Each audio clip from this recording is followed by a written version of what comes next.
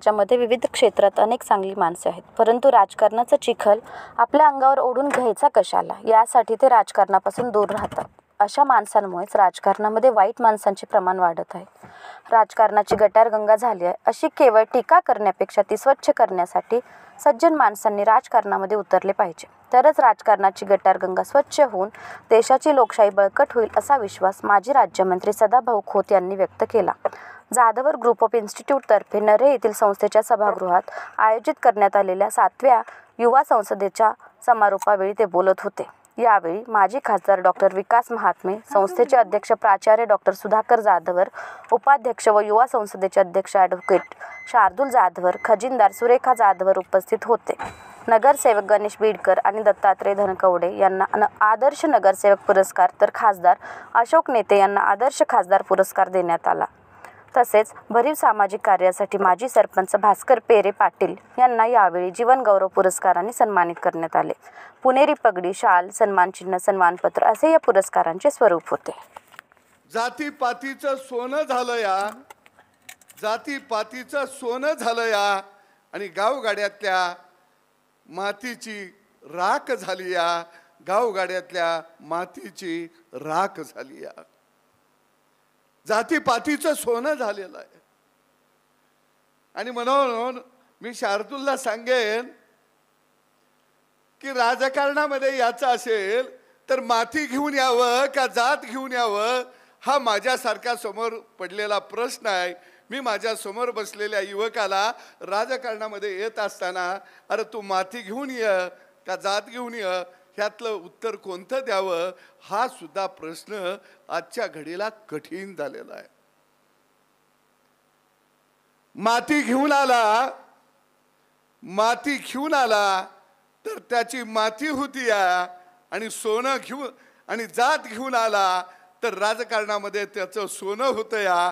मग मी माझ्या गावगाड्यातल्या पोराला काय सांगावं, तू काय घेऊन यावं. राजकारणाच्या गटारगंगेमध्ये आपल्याला हात घालावा लागेल का घालावा लागेल. पण आज सज्जन माणसं ही नेबळट झालेली आहेत आणि त्यामुळं राजकारणामध्ये बांडगुळ नावाच्या किड्यांचा सुळसुळाट सुटलेला आहे. जोपर्यंत सज्जन माणसं नेबळटपणा सोडणार नाहीत तोपर्यंत राजकारणाची गटारगंगा स्वच्छ होणार नाही, हे माझं प्रामाणिक आणि स्पष्ट मत आहे. युवा सशक्त भारत निर्माण करणारे तुम्ही चांगले करू शकाल, कारण तुमच्या कल्पना नवीन राहतील आणि त्या अतिशय महत्त्वाच्या आहेत.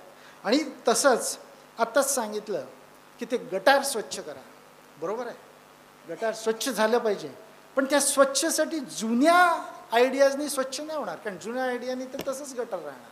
नवीन आयडिया पाहिजे. आम्ही रिप्रेझेंट करत नाही, हे कोणत्याही नेत्याला या ठिकाणी आम्ही रिप्रेझेंट करत नाही. हा जो मंच आहे हा कोणत्याही लोकसभेचा नाही, राज्यसभेचा नाही, कोणत्याही पॉलिटिकल पार्टीचा नाही, विधानसभेचा नाही, विधान परिषदेचा नाही. हा जो मंच आहे हा मंच भारतामधल्या जवळपास 80 कोटी जे आमच्या देशामध्ये युवक आहेत यात त्या सगळ्या लोकांना रिप्रेझेंट करणारा हा मंच आहे.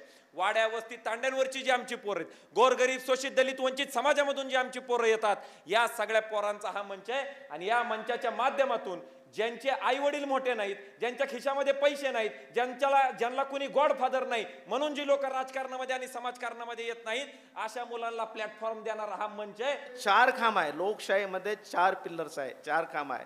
या 4 खांबाच्या 4 पिल्लरच्या माध्यमातून विकास होत असतो. आणि म्हणून विकास करणारे लोक हे जर चांगले राहिले, जर वाईट राहिले तर नाही होत, पण चांगले लोक जर राहिले विकास करणारे, मग आमदार असेल, खासदार असेल, जिल्हा परिषद सदस्य असेल, मग सरपंच असेल, विकास करणारे लोक जर चांगले जर राहिले तर त्या ग्रामपंचायतचा विकास होतो, त्या नगर परिषदचा विकास होतो, त्या शहराचा विकास होतो आणि मग देशाचा पण विकास होतो, राज्याचा विकास होतो. चांगले लोक राहणं ही काळाची गरज आहे. मी इथं आल्यावर पाहिले या संस्थेचे एक ब्रीद आहे बघा, वाक्य पहिलंच, बल बुद्धी आणि सद्विचार घेऊनच राजकारणात या, नाहीतर नाही आले तर तिकडेच राहा, काही फरक पडणार नाही. चांगल्यासाठी या, चांगल्यासाठी या, चांगलं करायसाठी या. राजकारणात यायचा असेल तर आधी श्रीकृष्ण भगवान, छत्रपती शिवाजी महाराज, गाडगे बाबा, तुकडोजी महाराज, डॉक्टर बाबासाहेब आंबेडकर, ज्ञानेश्वर तुकाराम यांना वाचा, समजून घ्या, मग राजकारणात या. पैसेच कमवायचे असेल तर दाऊदला समजून घ्या. मला नक्की काय करायचं ते तुम्ही ठरवा. इकडे यायचं ते कशासाठी यायचं आपलं आपण ठरवा. म्हणून माझी तरुणाला विनंती. दुसरी गोष्ट, तरुणाने राजकारणात यावं का, ते यावं नाही, तो त्यांचा हक्कच आहे.